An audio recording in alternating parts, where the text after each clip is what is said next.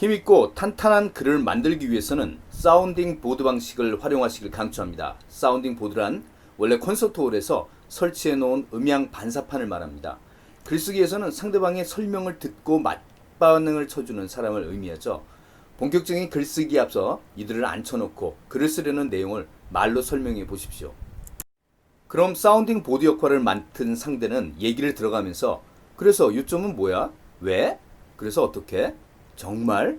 등의 질문을 순서대로 던지게 됩니다. 그럼 여러분은 이들 질문에 답하면서 글의 흐름을 정리하는 것이죠.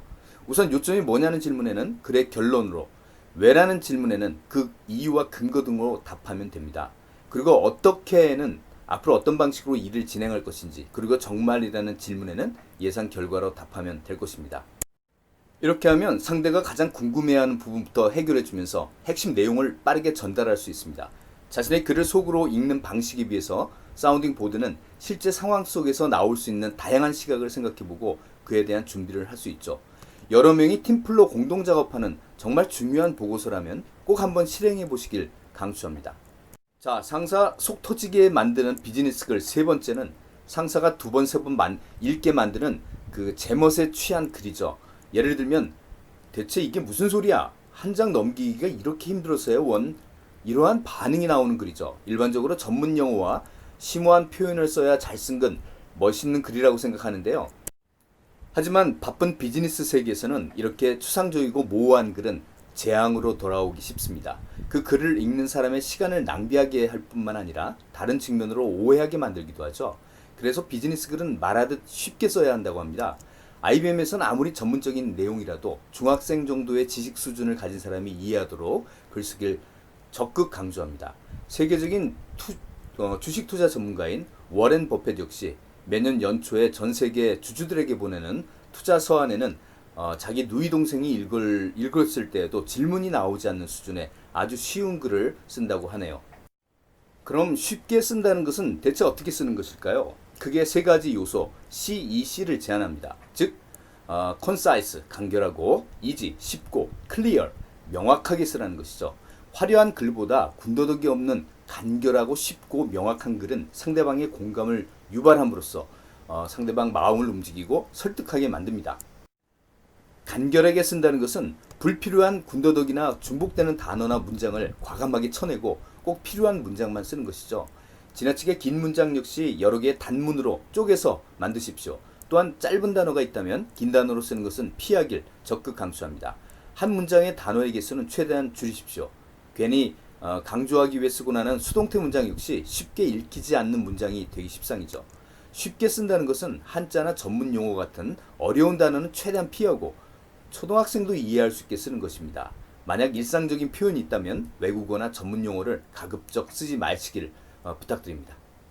마지막으로 명확하게 쓴다는 것은 다른 의미로 해석될 수 있는 모호한 표현을 피하는 것이죠. 그렇게 해서 100명이 보고 나면 100명 모두 똑같은 생각과 행동을 할 수 있게 해야 하는 것입니다. 이를 위해서는 글을 다 쓰고 잠시 신경을 다른 쪽으로 돌린 후에 다시 한번 낯선 눈으로 자신의 글을 읽어보는 것이 좋습니다.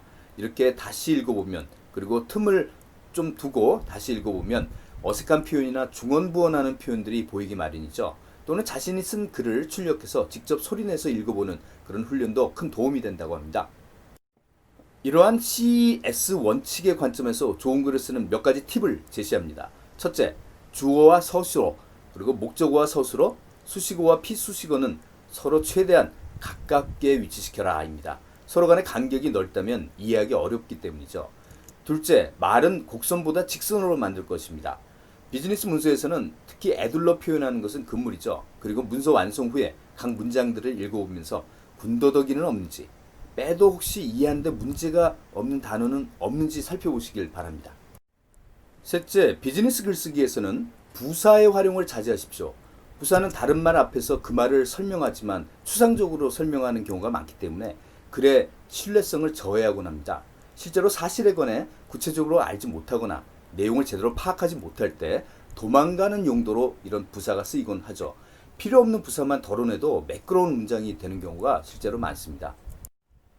마지막으로 그러나, 그리고, 그런데 등의 관계부사는 되도록 사용하지 마십시오. 그럼 문장에 생동감이 생길 것입니다. 중복되는 대명사는 줄이고 자기 주장을 강력하게 피력하는 결론 부분이 아니라면 나라는 1인칭 대명사도 생략하는 게 바람직합니다. 반복되면 문장의 속도감과 리듬감을 끊기 때문이죠. 사실 내가 쓰는 글인지 다 아는 상태에서 계속 나라는 표현을 말하면 왠지 고집스러운 문장이 되지 않을까요? 마지막으로 아무 생각 없이 끼어드는 어떠어떠한 것이라는 표현 대신에 구체적인 단어로 표현하기를 추천드립니다. 자, 오늘 준비한 내용 여기까지입니다. 구독 버튼 좀 눌러주시고요. 건강한 한 주 되시고 다음 주에 또 뵙겠습니다. 감사합니다.